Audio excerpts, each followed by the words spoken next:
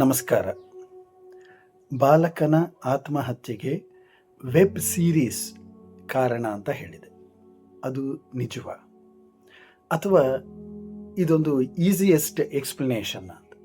V must understand the difference between cause and a trigger. ಆತ್ಮಹತ್ಯೆಗಳು, WHO ಹೇಳ್ತದೆ, 90% of the ಸೂಯಿಸೈಡ್ಗೆ ಕಾರಣ mental health issues. ಆತ್ಮಹತ್ಯೆಗೆ ಕಾರಣ ಅಂತಂದರೆ ಡೀಪ್ ಸೈಕಾಲಜಿಕಲ್ ಪೇಯ್ನ್, ಡಿಪ್ರೆಷನ್ ಮತ್ತು trauma, sometimes even genetic vulnerability ಕೂಡ ಇರಬಹುದು. ಅವರ ಮನೆಗಳಲ್ಲಿ ಆತ್ಮಹತ್ಯೆಯ ಹಿಸ್ಟ್ರಿ ಇತ್ತು ಅಂತಂದರೆ ಅದನ್ನು ಕೂಡ ನಾವು ಗಮನಿಸಬೇಕಾಗ್ತದೆ.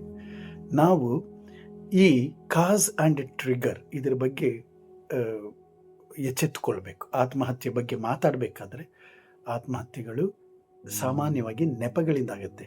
ಅವುಗಳ ಕಾರಣ ಬೇರೆ ಬೇರೆ ಏನೋ ಇರುತ್ತೆ. ಅದನ್ನು ನಾವು ಮಚ್ ಮೋರ್ ಡೀಪರ್ ಲೆವೆಲ್ನಲ್ಲಿ ಸೈಕಾಲಜಿಕಲ್ ಆಗಿ, ಎಮೋಷನಲ್ ಆಗಿ, ಎಷ್ಟೋ ಸಲ ಬಯೋಲಜಿಕಲ್ ಫ್ಯಾಕ್ಟರ್ಸ್ನ ಕೂಡ ತಿಳ್ಕೊಳ್ಬೇಕಾಗತ್ತೆ. ಇವುಗಳನ್ನೆಲ್ಲ ಅಡ್ರೆಸ್ ಮಾಡದೆ ಜಸ್ಟ್ ಬ್ಲೇಮಿಂಗ್, ಯಾವುದೋ ಒಂದು ವಿಸಿಬಲ್ ಶ್ಯಾಡೋ, ಅದರಿಂದ ಏನು ಸಮಸ್ಯೆ ಪರಿಹಾರ ಆಗೋದಿಲ್ಲ. ಟ್ರಿಗರ್ ಇರುತ್ತೆ, ಅದೊಂದು ಪುಷ್, ಅದು ಟ್ರಿಗರ್ ಅನ್ನೋದು. ಆದರೆ ಅವುಗಳು ಕಾರಣ ಅಲ್ಲ. ಅದನ್ನು ನೋಡುವವರು ಎಲ್ಲರೂ ಆತ್ಮಹತ್ಯೆಯನ್ನು ಮಾಡಿಕೊಳ್ಳೋದು. ಯಾವುದೋ ಒಂದನ್ನು ಬ್ಲೇಮ್ ಮಾಡೋದ್ರಿಂದ ಏನಾಗುತ್ತೆ ಅಂತ. ಇನ್ನು ಮಚ್ ಮೋರ್ ಡೀಪರ್ ಲೆವೆಲ್ ಅಂಡರ್ಸ್ಟ್ಯಾಂಡಿಂಗ್ಗೆ ಅದು ಅಡ್ಡಗಾಲಾಗತ್ತೆ. ಸೈಕಾಲಜಿಕಲ್ ರೀಸನ್ಸ್, ಎಮೋಷನಲ್ ರೀಸನ್ಸ್ ಮತ್ತು ಬೇರೆ ಬೇರೆ ಆಗಿರುವಂತಹ ಟ್ರಾಮಾ, ನೋವು, ಅಡಗಿಸಿಟ್ಟಿರುವಂತಹ, ಅದ್ಮಿಟ್ಟಿರಲ್ಪಟ್ಟಿರುವಂತಹ ನೋವುಗಳು, ಇವುಗಳ ಕಡೆಗೆ ಗಮನ ಕೊಡದೆ ಬರೀ ಸರ್ಫೇಸ್ ಲೆವೆಲ್ನಲ್ಲಿ ನೆಪವನ್ನೇ ಕಾರಣ ಅಂತ ಹೇಳಿಕೊಂಡು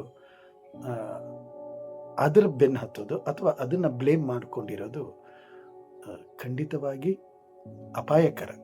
ಅದು ಗುಣಪಡಿಸುವ ದಿಕ್ಕಿನಲ್ಲಿ ಹೋಗೋದಿಲ್ಲ. ಮಾಧ್ಯಮದವರು ಇಂತಹ ವಿಷಯಗಳನ್ನ ಪ್ರಕಟ ಮಾಡಬೇಕಾದ್ರೆ ಖಂಡಿತವಾಗಿಯೂ ಅವರು ಮನೋವೈದ್ಯರನ್ನು, ಮನಃಶಾಸ್ತ್ರಜ್ಞರನ್ನು ಕಂಡು ಅದರ ಬಗ್ಗೆ ಸರಿಯಾದ ತಿಳುವಳಿಕೆ ತಗೊಂಡು ಮಾಡಬೇಕು. Thank you.